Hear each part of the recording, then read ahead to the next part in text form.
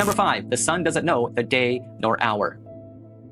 The next verse I'd like to talk about is Matthew chapter 24, verse 36, which says, "But concerning that day and hour, no one knows, not even the angels of heaven, nor the Son, but the Father only." Here Jesus is talking about his second coming, and if Jesus is God, how can he have less knowledge than the Father? This has to do with the limitations of Jesus' humanity. Even though Jesus was fully human and divine, when he took on human nature, it limited some of his divine attributes like omniscience.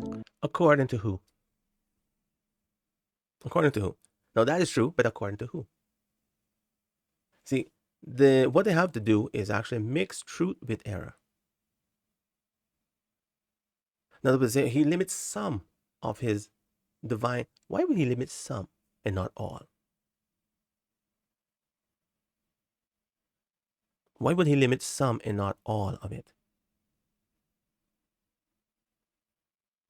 You see, because the Bible teaches that Christ limit all of it, not some of it, all of it. All of it. Now, when Christ limit all of his divine power, because that's what we're talking about. We didn't say that, but that's what we're talking about. We're referring to Christ's power. Omniscient, omnipresent, and all of that. For Christ to do that, when he came here, he limited all of it, not some of it, all of it. Why? Because we have none of it. That's why he limited all of it. Christ came here to live as one of us, not as something else. He came here to live as one of us. And to live as one of us, he had to be one of us. And to be one of us, none of us has that. Right? Christ limited all of it, not some of it, all of it. The miracles that Christ did here on earth, he did it through the power of his Father. Just like how you and me have to do it. Christ did not use his own power to do that. He used the power of the Father. He received it from the Father, just like how we have the ability to receive it from the Father. But of course, we are not sons, right? According to the Trinity.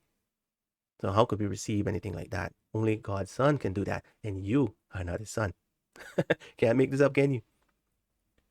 This is the abomination that we call God, that we bow down and worship. Because people actually worship that today. Some people praise to the Trinity. Oh, goodness gracious. Yeah, the other people, they pray to the Trinity. Anyways, when Christ came here on this earth, he had to do away with all of that. He had to live here as a human being. This is another thing that the Trinity rejects. They have to separate, slice him up into pieces and say, over here, he's this, over here, there, he's that. And, if you look at him in this light, he's something else. It has to do that. Because if we was to realize and recognize that when Christ came to this planet, he was the same person that was in heaven.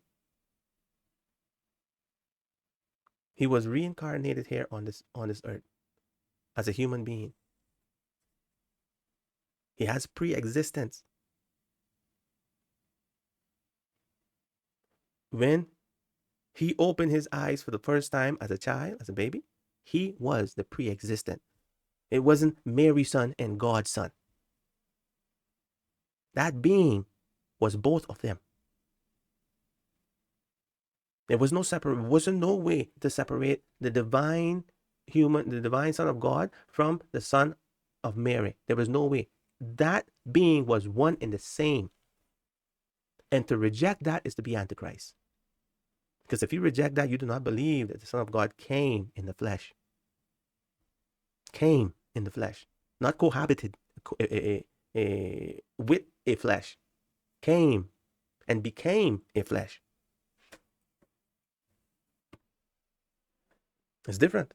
See, Trinity, how they reject. That's what they did. That abomination, brothers and sisters. People have no idea how dangerous that is. Have no idea. So, as a human, Jesus lived in complete dependence on the Father, choosing not to access some divine powers to experience the fullness of humanity. There's a theological term for this called kenosis. The word kenosis comes from the Greek translation of Philippians chapter 2, verse 7, which says, Jesus emptied himself by taking the form of a servant, being born in the likeness of men. The word emptied is translated from the word keno, from which we get the word kenosis. Now, this does not mean that Jesus was completely cut off of all divine knowledge or power, because there are cases in the Bible where he read people's thoughts and performed miracles. However, he did not independently exercise his divine powers apart from the will of the Father and the Holy Spirit. That's why Jesus said, Okay, so as Seventh-day Adventists, now we know that what he just said then, that there's time when Christ actually was able to read people's mind. That's because it was revealed to him. Christ wasn't going around reading people's mind. It was revealed to him. God showed him.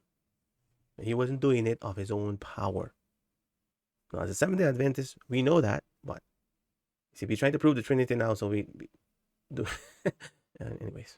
In John chapter 5, verse 19, most assuredly I say to you, the Son can do nothing of himself, but what he sees the Father do. For whatever he does, the Son also does in like manner.